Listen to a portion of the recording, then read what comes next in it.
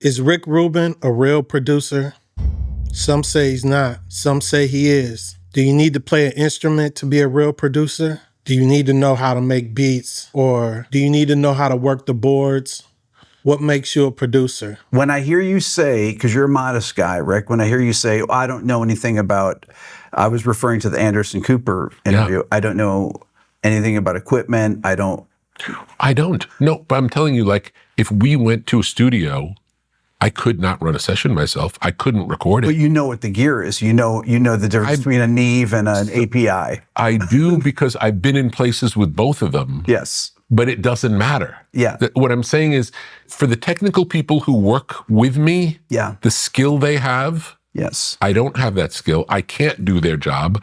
I can't sub for them. I can't get by.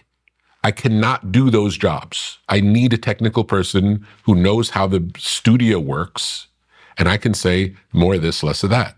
And that's always what I've done. Thousands of people online argue that Rick Rubin is not a real producer. If a producer doesn't make beats, what are they actually being paid for? This is how the industry's been lying to you. Loop makers are sample choppers. Sample choppers. Why? Because that's the true art of producing. You know, it got weird with the business, you know what I mean? And them trying to take all of this shit. So I get that. But the essence of producing comes from chopping, you know what I mean? And like, I feel like a lot of these guys don't even know that, or don't even know how to chop, don't even know how to load it up. You know what I mean? So it's like, I don't respect it. Producers create context, not content. I like that about it, but if it sounds like something could be on someone else's album, it can't be on your record. So it's like, that's the trick is... Oh, you got to take the snare away. Just turn the snare down. It made something completely different. Okay, cool. And turn them strings up. Beat makers create content. Know the difference. Beat makers are really writers. They just use notes as their pencil. I said, who produced this? The rapper said, me. The guy that did the beat said, me. I'm the producer, man. Don't take my credit. I'm the producer. So I said, oh, shit, hold on. Because I was on the east side of LA. These things could get vicious over here, man. Hold on, fellas, hold on. What did you do? He said, man, I sat there in my mama's house. I made the beat. I sampled that and did that and made the beat. I said, so how'd he get the beat? He said, I emailed him the beat. I said, oh. Who wrote the hook? He said, he did. Who put the hook right there? He did. Who came with the concept? He did. Who mixed it? He did. Who shortened it? He did. Oh. So you're the beat maker and he's the producer. You still get some publishing, you get your writers, but let's just call it what it is. If you a dude sitting at your mama house or your big ass studio doing beats, and once you email those beats to an artist and they come with all these things, even down to who's gonna mix the record, and you just sitting back getting the money with the producer deck, you're not the producer. Don't lie to yourself. And don't let them lie to you. A producer must have a vision. A beat maker must have execution. There's a difference between a visionary and a technician. They're both necessary, but there's definitely a difference. Where does the role of engineer, like recording engineer and mix engineer, end and producer begin? Or is that line a bit blurry? It's a pretty blurry line, yeah. I think the really good mixers should really get more of a co-production credit on material, because in the end,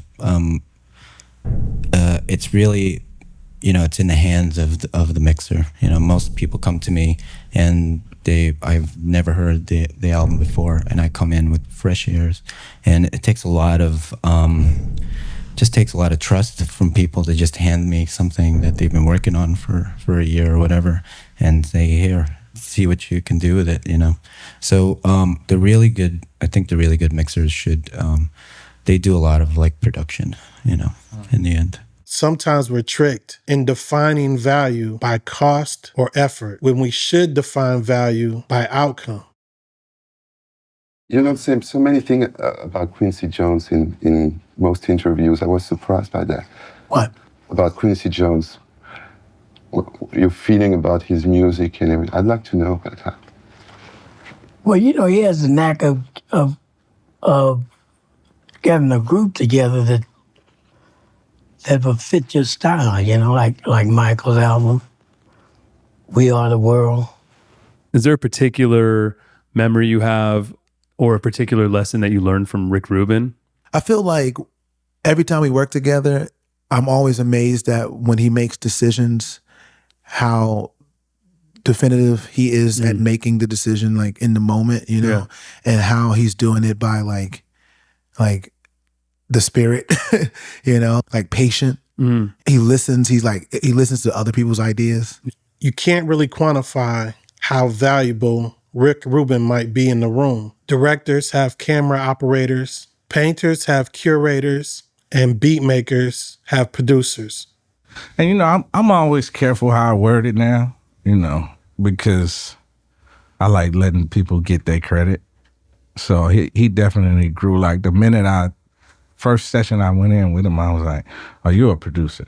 You don't need me to produce. I'm just going to produce the fact that you produce and kind of show you what to do, because I knew he had all these thoughts in his mind. And I knew the one thing is the more I study what I do, it's not that I'm becoming a guru. I'm actually just learning what producing really is, because hip-hop and technology are confused what producing is. Yeah, people think beat makers are producers. Absolutely. Yeah. So it's just getting deeper into what that really means, which is just like figuring out what a person is inside, how to score that, how to put them in the right situations, and make people go, oh, I like that for what it is, uniquely, specifically.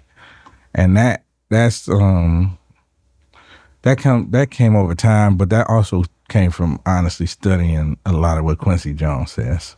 When I hear people say he doesn't make beats, he's not a producer, it lets me know that hip hop really doesn't respect what an actual producer is. Saying that will put Quincy Jones out of the producer realm. If I believe what I hear all the time now, Quincy Jones wouldn't even qualify as a music producer if we were going by the rules of hip hop. What did you think about when you were doing it? Was that even in your mind? Like, were you going like, this is a hit, or people are going to be freaked out by this and not know what to think of this, or this is going to create a shitstorm because this artist shouldn't be doing this or should be doing it or whatever? And he goes, I don't know, I made a dope beat and let them write what they wanted on it. And I was like, you didn't participate? He's like, I wasn't even there when they wrote the lyric. That's He's like, crazy. I heard it when it was mixed. Wow. So to him, it was like he made a great beat, and he knew the artist was a strong artist, and they were going to write something cool over it. And he's like, you got, I did my contribution. Yeah. And I look at that and go like, can he call himself a producer if he does that?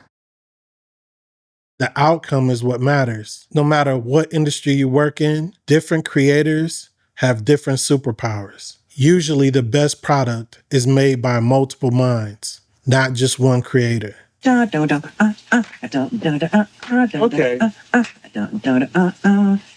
Okay. Let's listen to it back. Context still matters. Producers are not button pushers. They provide clarity, context, restraint, decision-making. I only cared what it sounded like. I didn't care how it got to sounding like it sounded. You know, if the meters were pinned in the red, sometimes the engineer would say, well, you know, the meters are, it's like, but it sounds good. I don't care. I never cared what technically was happening as long as the sound coming from the speakers sounded good. So my only memories of it were having fun in the studio, trying to make something that sounded exciting, that we all left happy with. This is Brian from The King's Hand. And like I say, I don't need to always be right. I just want the opportunity to be wrong. If you like this video, make sure you like and subscribe and hit the notification bell. Until we meet again. The appointed hand of the king.